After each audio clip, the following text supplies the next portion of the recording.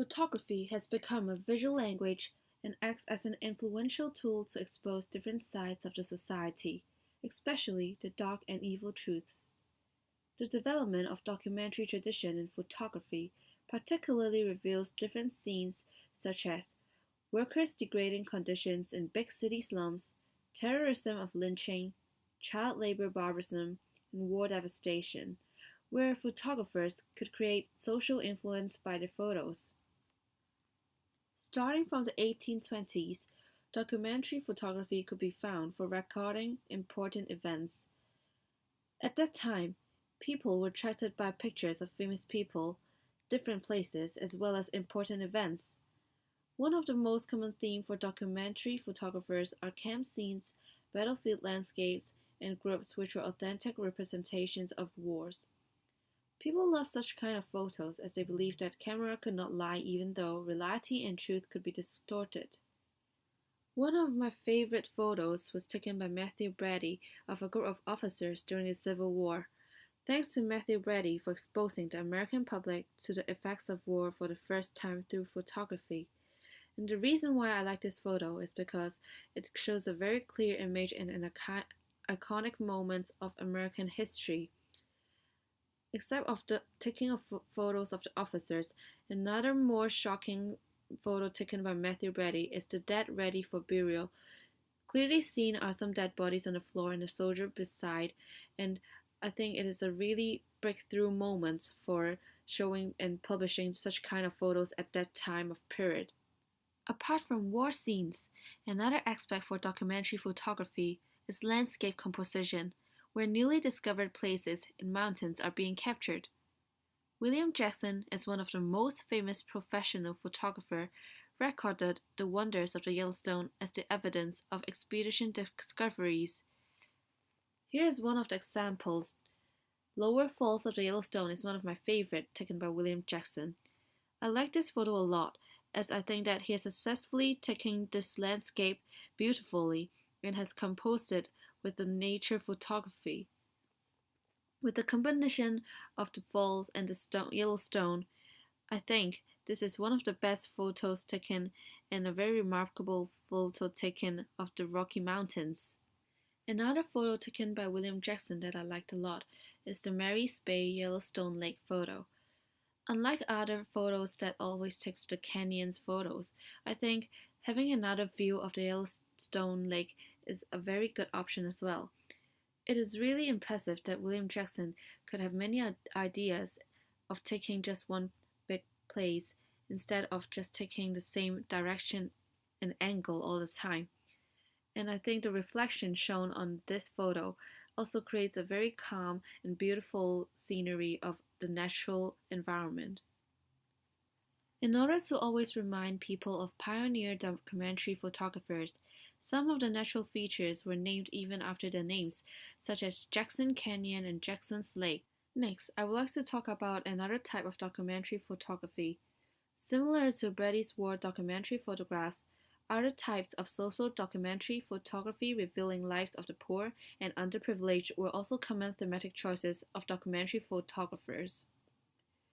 In 1877, social reformers John Thompson and Adolph Smith published a book called Street Life, which includes 36 photographs describing the lives of different people in London. Here, I would like to show one of my favorite ones. The accompanying photograph represents a second-hand clothes shop in a narrow thoroughfare, where several similar tradesmen are grouped together, dealing in old clothes and furniture of a most varied description. It is here that the poorest inhabitants of a district re-owned for its property, both buy and sell their clothes. The reason why I like this photo a lot is because I think that it shows a very true and real side of London, where we could see the facial expressions of the kids and also of the dealers, as well as what they're doing. In this photo, we could see a vendor of cough lozenges and healing ointment. He was originally a car driver employed by a firm in the city, but had to leave his situation on account of failing sight. He had a really hard time suffering from his illness and also poverty, until one day he fell into a gentleman selling ointment, which healed his sight gradually by a box of ointment. The gentleman who makes the ointment offered him to make business together, even though he had no money. They had trust between them. After some time, they had successfully make a comfortable living and have a good stock together. And this is the reason why I like this photo a lot. Not just because of this interesting photo, but also we could see that how successful they have become and the happiness in the face of the vendor in this photo.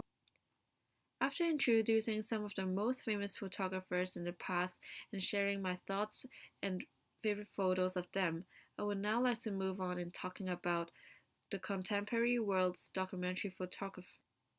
This photo, taken by James Natchway, is at the Umbrella Movement pro-democracy protesters in the Mong Kok district of Hong Kong.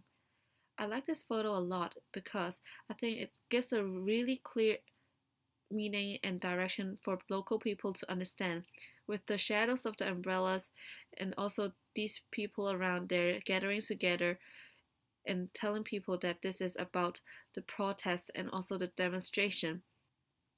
Here is another photo taken by James Natchway during the pro-democracy period of a protester yelling that he was attacked by an anti-Occupy crowd during democracy demonstrations in the Mong Kok district. I think this photo is quite shock to people as well. We could see the facial expression of these people and also people around them. And I think that comparing to the photo before, it shows a very big comparison of different peoples in the same incident.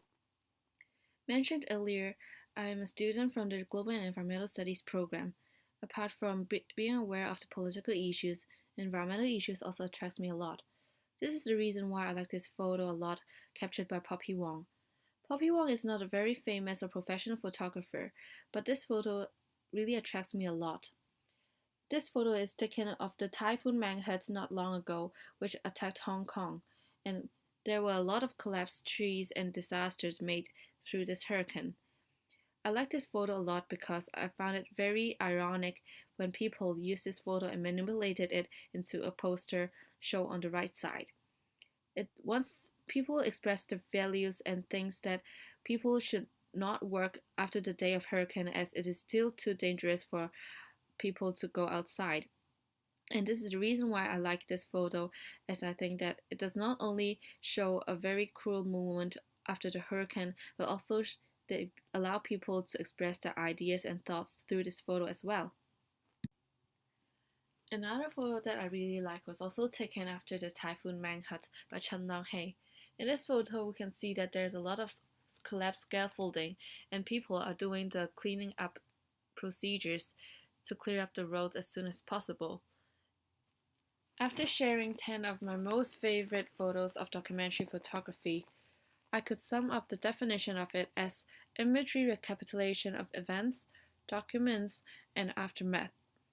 It is also very important for the existence of documentary photography to create social influence in our society, and this is why I have chosen this theme and I like this theme a lot. Thank you.